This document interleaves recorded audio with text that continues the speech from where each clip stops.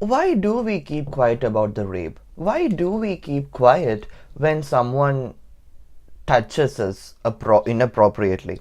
Why do we keep quiet when we want to speak about things, when we are not comfortable at all?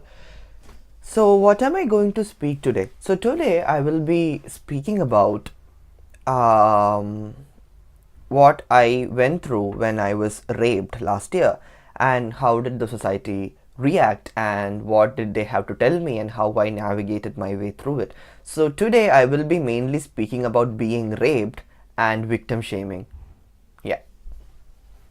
So this guy, my rapist, he is from Coimbatore actually, and he works in Tokyo. When I was in Coimbatore, I know him through Grinder. We never met, but then we had some conversations there, and it's been somewhat 3 years since I've been in Japan. So when I again saw him in Grinder here very close, I was quite surprised. Then of course, somebody who's gay and someone from my native place who can speak the same language that I can. And when he was here, of course, we spoke. It was quite nice. I felt home. Then I had to go to this German embassy in Tokyo to get my visa, because I was trying to get German visa.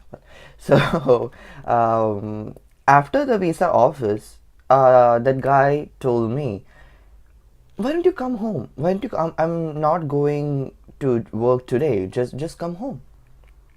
And mind you, this guy already knew that I am going to the embassy because I have told him. So he told me, "I'm not going to work today. Why don't you come home?" I was like, "Oh, okay." Then he also told me, "I've already cooked food for you. It'll be fun catching up about a native place. We can speak so many things." I was like, "Of course, it'll be so nice." Then I went there. It was so nice. We spoke about so many things. I spoke in Tamil after so long, and it felt so nice.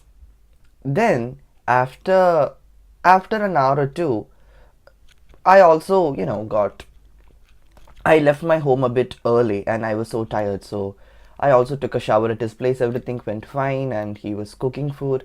Then all of a sudden, he took a small bottle of poppers, and it is illegal in Japan to have that poppers, mind you. And he took that small bottle of poppers, and he was like, "Do you know what this is?" I was like, "Is that poppers?" He's like, "Yes. Do you want to try it?" I was like, "No, I don't want to try it." Then he was like, "No, it will not. Nothing will happen. Nothing will happen. All you just have to do is take a sniff. Nothing will happen." I was like, "No, I do not want to try it." Then the next thing that I know is him shoving that bottle up my nose. I don't know if it is poppers. I don't know if it is spiced up with something else. I don't really know anything about it. But the next thing I really remember is him shoving that thing up my nose. I mean, literally, but then shoving that thing up my nose. Everything happened so quickly, I couldn't respond. I didn't know what was happening, and then my mind started going crazy. And the next thing that I remember is, very vaguely, of course, is him being on top of me, trying to get my clothes off, trying to make out with me, trying to do things. I also see him sniffing the same thing, and I felt scared. I mean, I felt immobilized. I couldn't move my hands or legs. I just felt attacked. I don't know what to do. He was like a vulture who wanted more of me. I didn't know what it got to me, but I had enough energy to get up vaguely, collect all my belongings, and he was there in front of me, and he was trying to make some physical.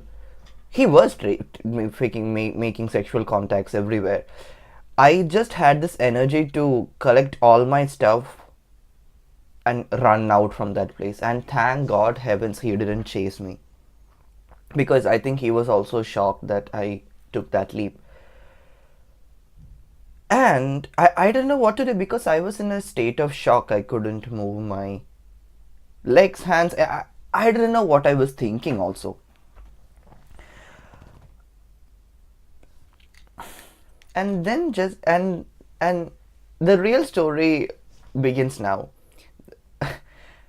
I just after that I called some of my friends back home. I called some people who were responsible. The first thing that they had to tell me was, Gopu, why aren't you more careful? I mean, don't trust people. Just be more careful, Just be more careful. I was fucking careful. I I don't know if I'm meeting a person. I do not know if their agenda is to rape me or not. I am not Jean Grey of X-Men. Sorry, I can't do that.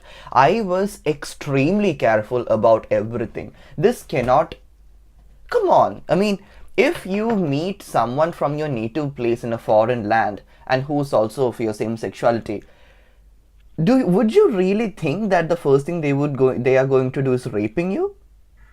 And mind you, rape is not just about penetration. Rape is never about penetration.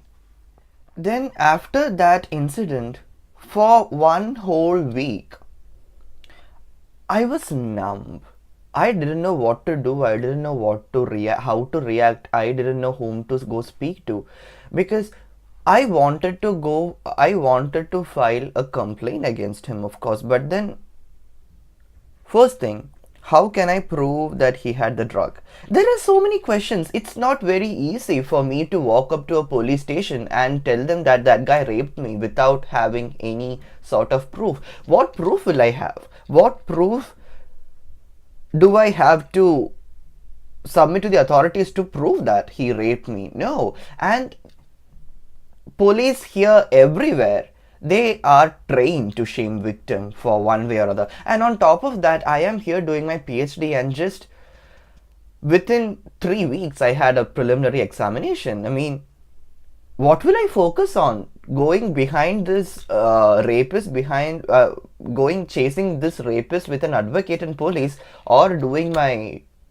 research here, working on my graduation, when I have no one here, when I don't have my family, when I don't have, I mean, I have my friends then, but then when I don't have someone who's strongly responsible, who I can rely on, when I don't have anyone here, how am I supposed to chase that rapist all by myself?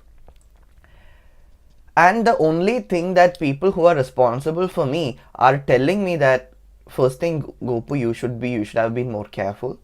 Second thing, you can't do many things about it. And you're a man. Why can't a man be raped? I mean, I was raped. I was victim shamed within 20 minutes of the incident that happened to me. Within 20 fucking minutes. That's what it took. I mean, I know my friends and my relatives back home, they were trying to be supportive, and this is the only way they know how to react.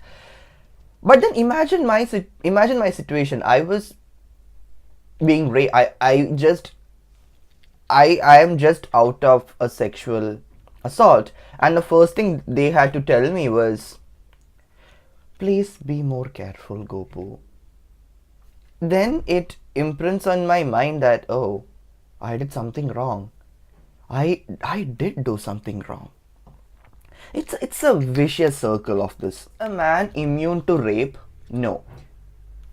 As vulnerable as woman is, a man is also as vulnerable for rape. I mean, look at me. I was raped from when I was 9 years old. The first rape was someone from my own family. I remember him giving me blowjobs and asking me to play with his genitals. I mean, I don't want to reveal who he is or whatnot, but then that person is within family, and I still have traumatic memories and traumatic dreams and so many trauma just because of that. And from there, and just because of the fact that I am gay, I was sexually abused more in India. Another thing is that when, as a man, when I tell my parents or somebody in family, when I tell them that I am raped, they don't get it. They do not understand that how can a man be raped? How can a man be violated? Because that we don't see that in the movies, we don't see that in the books, we don't see that in the pop culture. So it is completely incomprehensible to them. And when I told Amma, or when I told William, my aunt, for that, when when I was raped, they don't know how to react. Just a second. They really didn't know how to react. They, of course, they thought this is not as serious as a woman being raped, because I don't have a vagina, I don't have a hymen, so how can, how will this affect the the status of the family? This is basically, um, this is something that we can ignore. And I know incidents where gay guys have been kidnapped and raped, gang raped brutally for days, and they've been infected with HIV, and they cannot just tell it out loud. They cannot tell it to anyone else because of the consequences. Because first thing, they are afraid of their sexuality being revealed, and second thing, how can a person say that they are raped, and also on top of it, because of that rape, he got HIV too. So it's just completely unfair how the system treats rape victims, and how the system treats rapists.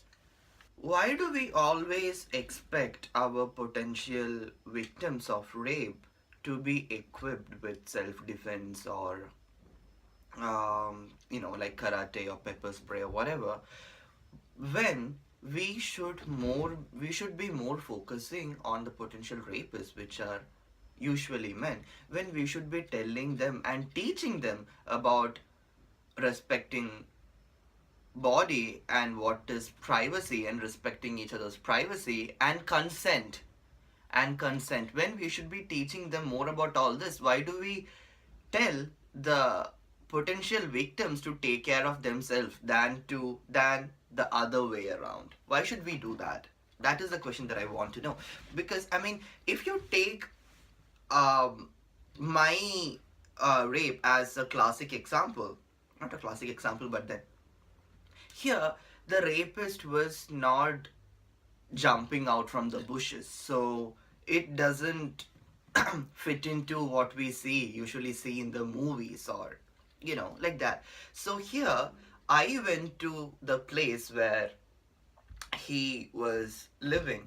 So it people could, and people will, and people are saying that I am the one who put myself in that situation, and I made it easy for him to rape. And it was really not, I mean, even though it was his fault, I have a fair share amount of mistake too, because I put myself in that position. If I had not put myself in that position, he would not have attacked me, and I would not have been raped. And that is when people tell me to be more careful about all this. I cannot take this. I just cannot take this. I have never felt more helpless and powerless after that incident. I have never felt that beat down by a situation which was completely not in my control. But then everyone tells me that is completely in your control. But then also, I was so lucky to have a group of friends who were there for me, who listened to me, who was there for me. I am just so thankful to them. I cannot thank them enough for all this. This victim shaming has to stop. This victim shaming so has to stop. Nobody will put themselves in a place so that other people can violate themselves. And straight men most of the straight men, most of heterosexual men, or homosexual men for that matter, a vast majority of them will never understand how does it feel to be raped, or how does it feel when someone is violating your privacy, your body, when somebody is touching you without your consent, because the whole society is built in such a way that it favors a heterosexual manly man, for that matter, because the legal system is already fucked up. You cannot just go straightly waltz into a police office in any countries and tell them that you are raped. In every country it is hard. Let it be in Japan, let it be in India, let it be in Germany, I don't know, it is hard anywhere. When the legal system is already fucked up and you cannot effectively complain for a rape, the next thing that a person would want to hear is being shamed, or be or telling him or her that it is their fault that they got raped. And the funny thing is, when I tell someone about this whole rape thing, there is someone there is someone who always have a strategy or a measure to tell me that, if Gopu, if you had done that, you would not have been in this position and you would not have been raped. Gopu, if you did that, you would not have been raped. Other people, whenever I tell them, they always have the answer. They always have the answer to tell me that, see, if you had done that, you would not have been raped. So this is your fault. This is your fault. Why did you do that? So, as happy as I am seeing all the Me Too movement, Times of movement, and people's coming out, telling, and everything, I'm so happy to see all that. But then, our sufferings of being sexually assaulted should not just be a hashtag. We should speak about it. We should speak openly about it. And if the people are being uncomfortable about this, let them be uncomfortable. Because without being uncomfortable, people never learn. And another thing, just because they feel uncomfortable of us, about our experiences, about what we went through, if that makes them feel uncomfortable, let them feel uncomfortable. Why do you care? And also, that is why we never speak about all this should change. We should be open about it. We should speak about it. We should openly discuss about all these things. I think that is how we can raise awareness against things like this, and that is how also I feel we can make our society a bit more safer for everyone. Yeah. Okay, so that is all for today, and thank you for listening, and please do like and subscribe if you like the video. Thank you.